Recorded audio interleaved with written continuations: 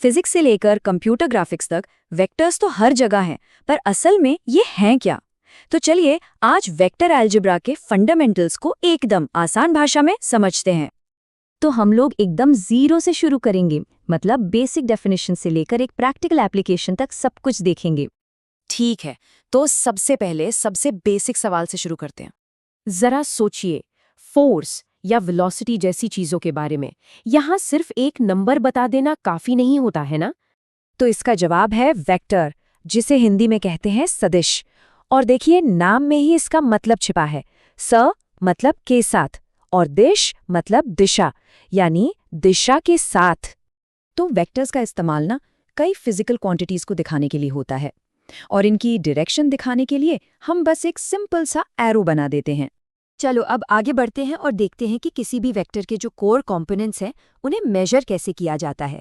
तो सबसे पहले आता है इसका साइज, या कहीं तो लेंथ, जिसे मॉड्यूलस कहते हैं। और इसका फॉर्मूला देखिए, ये कुछ नहीं बस पाइथागोरस थ्योरम का 3D वर्जन है। बहुत सीधा सा फॉर्मूला है।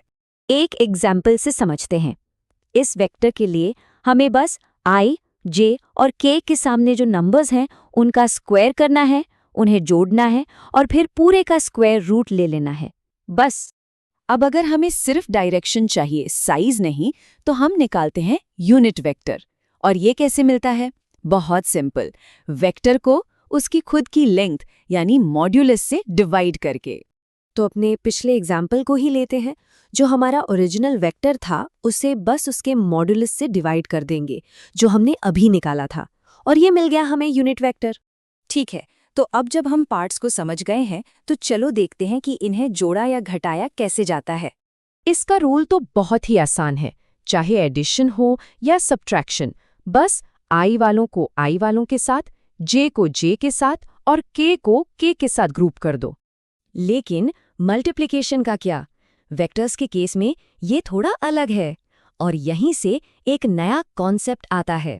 इसे कहते हैं डॉट प्रोडक्ट। इसका रिजल्ट एक सिंगल नंबर होता है, मतलब एक स्केलर वैल्यू, कोई नया वेक्टर नहीं। और ये मिलता कैसे है? दोनों वेक्टर्स के मैग्नीट्यूड को उनके बीच के एंगल के कोसाइन से मल्टीप्लाई करके। और मजे की बात देखिए, इससे कुछ बहुत सिंपल रूल्स निकल कर आते हैं। अगर किसी यूनिट वेक्टर का डॉट प्रोडक्ट उसी के साथ करें तो जवाब है 1, पर किसी दूसरे यूनिट वेक्टर के साथ करें तो 0। और इसी रूल की वजह से हमें कैलकुलेशन के लिए एक ज़बरदस्त शॉर्टकट मिलता है। करना क्या है? बस i वाले कंपोनेंट्स को आपस में मल्टीप्लाई करो, j वालों को करो, k वालों को करो और सबको जोड़ दो। तो ठीक है, ये सब तो सीख लिया, पर इसका असल में इस्तेमाल कहाँ होता है? चलिए एक प्रैक्टिकल एप्लीकेशन देखते हैं। फिजिक्स और ज्योमेट्री में एक कॉमन प्रॉब्लम आती है ये पता लगाना कि क्या दो फोर्सेस या लाइंस एक दूसरे पर परपेंडिकुलर हैं, मतलब 90 डिग्री के एंगल पर हैं। और डॉट प्रोडक्ट इसके लिए एक बहुत ही सिंपल टेस्ट देता है। अगर दो वेक्टर्स का डॉट प्रोडक्ट 0 आता है तो इसका मतलब वो परपेंडिकुलर हैं। क्यों? क्योंकि cos 90 0 होता है। और इसका एक बेहतरीन एग्जाम्पल देखते हैं।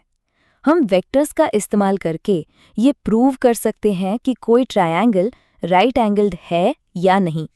तो सबसे पहला स्टेप, हम तीनों वेक्टर्स का मॉड्यूलस निकालेंगे, जिससे हमें ट्रायंगल की तीनों साइड्स की लेंथ मिल जाएगी।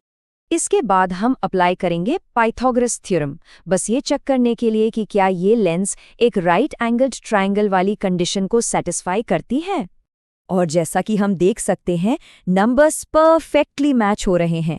33 बराबर है 14 + 19 के। इसका मतलब ये कंडीशन पूरी हो रही है, और ये प्रूव हो गया कि ये वेक्टर्स एक राइट एंगल ट्रायंगल बनाते हैं। तो ये तो थी डॉट प्रोडक्ट की कहानी। पर सोचिए, क्या वेक्टर्स को मल्टीप्लाई करने का कोई ऐसा भी तरीका है जिससे रिजल्ट में एक नंबर नहीं बल्कि एक नया वेक्टर मिले?